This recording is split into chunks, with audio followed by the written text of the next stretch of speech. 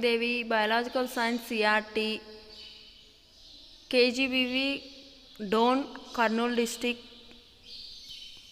Last session. Yes, children.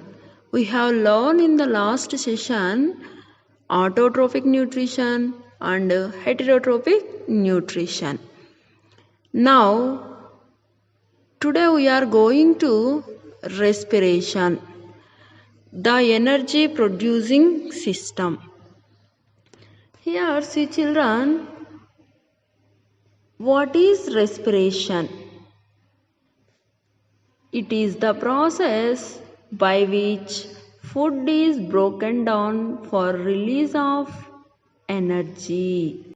Another definition of respiration: oxidation of food materials, especially glucose, fatty acids, and amino acids to water and carbon dioxide, is called respiration.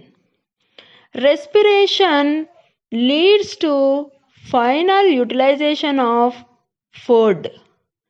The term respiration derived from Latin word respire, means breathe.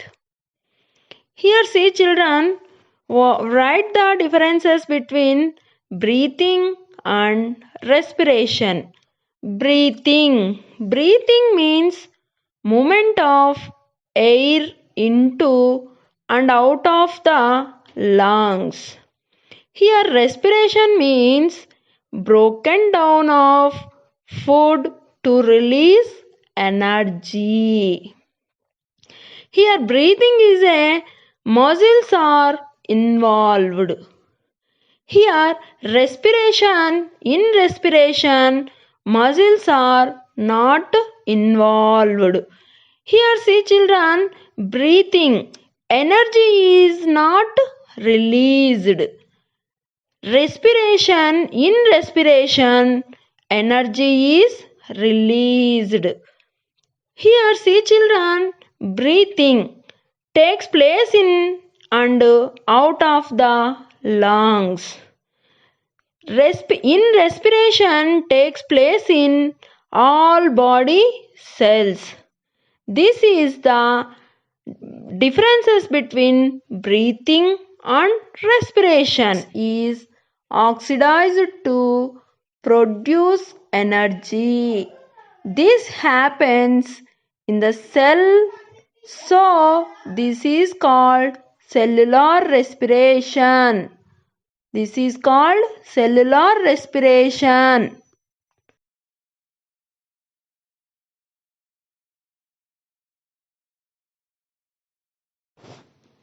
Okay, children. Now we are going to demonstration of presence of carbon dioxide in exhaled air. Breathing is an important process for a living being. It is the process of taking in oxygen from the surrounding air and giving out carbon dioxide from the body. Humans and other animals depend on breathing as the source of oxygen for their energy production. After taking up oxygen from the inspired air, the body uses it for the metabolic process and produces carbon dioxide as a byproduct. This carbon dioxide is expired out during the process of respiration. To verify that carbon dioxide is expired during respiration, we can do an experiment. Let us take a look at the apparatus required for the experiment. After that, set aside the solution and observe the changes. First, we need a clean test tube. The apparatus should be transparent. We need to have some freshly prepared lime water. Lime water that is called calcium hydroxide. Then we need a glass tube passing through a cork to cover the test tube containing the lime water solution. Now let us take a look at the procedure for the experiment. First, add the lime water into the transparent test tube. Carefully cover the test tube with the cork. Avoid breathing into the test tube. After the experimental setup is in place, take a deep breath and hold it. Now blow gently through the glass tube into the solution. Repeat blowing multiple times. After that, set aside the solution and observe the changes. Now we can observe the solution observations. Observe the change in the transparency of the lime water. The lime water now appears milky white. As more air was exhaled into the lime water, the milkiness increased up to a point. That is, here see children, the equation part. The change in color is because of the conversion of calcium hydroxide to calcium carbonate on reaction with carbon dioxide. Hence, this experiment proves the presence of carbon dioxide in the expired air. This is the presence of carbon dioxide in the expired air experiment. Okay children, next we are going to types of respiration. Respiration is two types, external respiration and internal respiration. External respiration, that is called breathing. Internal respiration, that is called cellular respiration. Here see children, cellular respiration is again divided into two types, aerobic respiration and anaerobic respiration. Here see children, external respiration means breathing. We have to breathe inhalation and exhalation. That is called external respiration. Next, internal respiration. That is called as cellular respiration. Here, what is cellular respiration? Chemical reaction which involves oxidation of food. It is the broken down of glucose in a cell to release energy called cellular respiration. Cellular respiration is a slow process which occurs at body temperature. Cellular respiration is observed only in living cells. Living cells must carry out cellular respiration. Now, cellular respiration is again divided into two types, aerobic respiration and anaerobic respiration. Aerobic respiration means oxidation of glucose in the presence of oxygen is called aerobic respiration. High amount of energy is released in it. It is done in cytoplasm and mitochondria. It is done in cytoplasm and mitochondria. Next, anaerobic respiration. Oxidation of glucose in the absence of oxygen is called anaerobic respiration. Less amount of energy is released in it. It is done in cytoplasm. It is done in cytoplasm.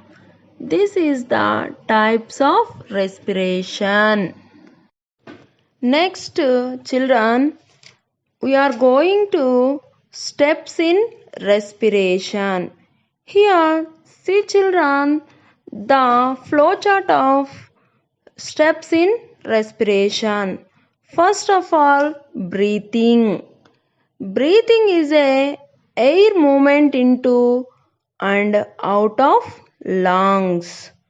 Next one, gases exchange at lungs level. That is called exchange of gases between alveoli and blood.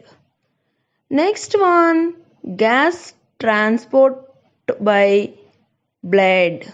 Transport of oxygen from blood capillaries of a alveoli to body cells and return of carbon dioxide. Next, fourth step, gases exchange at tissue level. Here see children, exchanging of oxygen from blood into the cells and carbon dioxide from cells into the blood. Next, the last step in respiration, cellular respiration. Here see children, already we know that about what is cellular respiration. Here, using oxygen in cell process to produce carbon dioxide and water, releasing energy to be used for life process. This is the steps in respiration. Next children, we are going to external respiration, that is called breathing. Now we are going to pathway of air. Let us observe the pathway of air from nostril to alveolus. Here see children, first one, nostrils. Air actually through the nostrils. Next, nasal cavity. Air is filtered in the nasal cavity. The moist surface of the lining of the nasal cavity and the hair growing from its sides. Remove some of the tiny particles of dirt in the air. Next one, pharynx. Air goes through pharynx. Next one, epiglottis. A flap-like structure controls the movement of food and air towards their respective passages. Next one, larynx. This is stiff box. Contains our vocal cords. Here, when air passes out of the lungs and over the vocal cords, it causes them to vibrate. These produce sounds on the basis of our speech, like song, etc. Next one, trachea. Windpipe channeling air to lungs at lower end the trachea. It has 9 C-like structures. C-like structures. Next one, bronchus. Windpipe divided into 2 bronchi, one leading to each lungs. Next one, bronchioles. Each bronchi is further divided into smaller and smaller bronchioles called bronchioles. Alveolus. Bronchioles finally terminate in clusters of air sacs. Here see children, clusters of air sacs called alveoli in the lungs, which are very small and numerous. Here see children, gaseous exchange takes place here as blood capillaries take up oxygen and expel carbon dioxide. Next one, blood. Blood carries oxygen to each and every cell of the body and collects carbon dioxide from the body. Here see children, questions will ask to the exam point of view. Explain the mechanism of gaseous exchange at bronchial level. This is the pathway of air. The Here, whole see passage children, from nostril to left alveolus side the is moist inhalation and process picture. warm. First air through into the nose and enter via nose or mouth, travel down to pharynx and larynx. Here see children, here the primary filtration done. Enter into the trachea. Next, after the further filtration, here further filtration done. Left and right bronchi. Next, the process through the bronchioles. Air goes through the bronchioles and finally enter into the air the alveoli.